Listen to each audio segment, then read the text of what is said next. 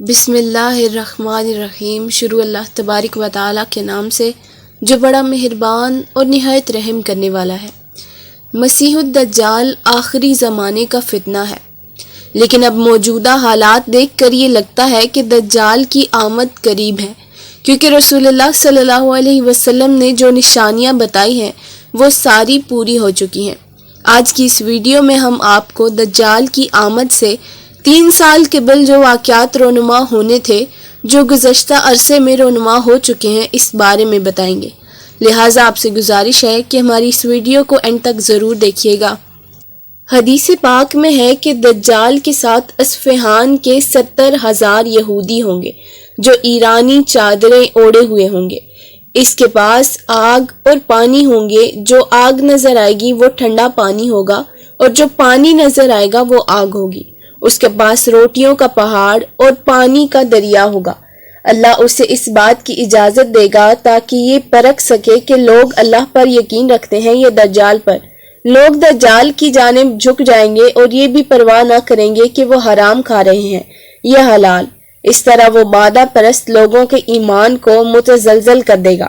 اصحاب کرام فرماتے ہیں کہ ہم نے پوچھا، یا رسول اللہ صلی اللہ علیہ وسلم، وہ کتنا تیز چلے گا؟ تو آپ صلی اللہ علیہ وسلم نے ارشاد فرمایا، جس طرح ہوا بادلوں کو اڑا کر لے جاتی ہے، اس قدر تیز رفتاری سے وہ چلے گا۔ ناظرین محترم، احادیث سے پتہ چلتا ہے کہ دجال کے پیروکاروں کی اکثریت یہودی اور عورتیں ہوں گی۔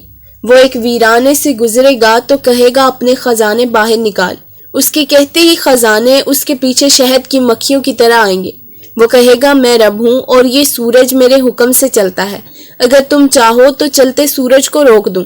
لوگ کہیں گے ہاں، چنانچہ وہ سورج کو روک دے گا، یہاں تک کہ ایک دن کو مہینہ کا بنا دے گا اور ایک جمعہ کو سال جیسا۔ پھر لوگوں سے کہے گا، چاہو تو چلنے دوں، یعنی دن کا معمول کا دورانیہ بنا دوں۔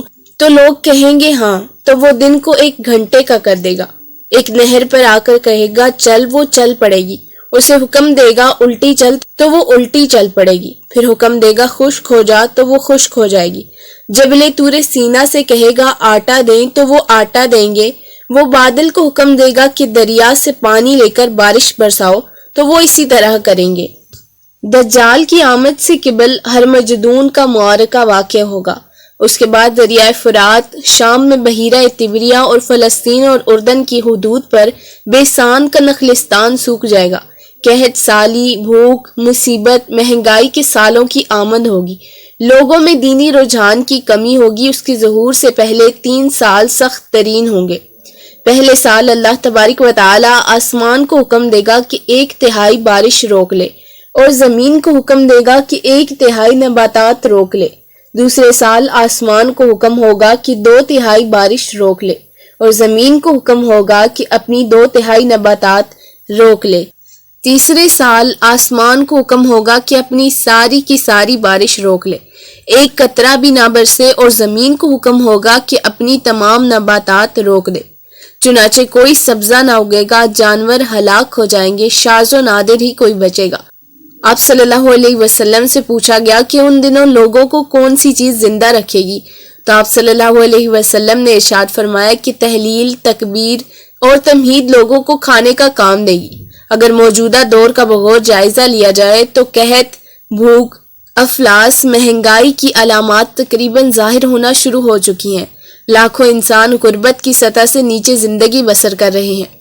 دجال کے خروج کے بارے میں ایک موقع پر آپ صلی اللہ علیہ وسلم نے ارشاد فرمایا کہ دجال گدھے پر سوار ہو کر نکلے گا، پلید پر پلید سوار ہوگا۔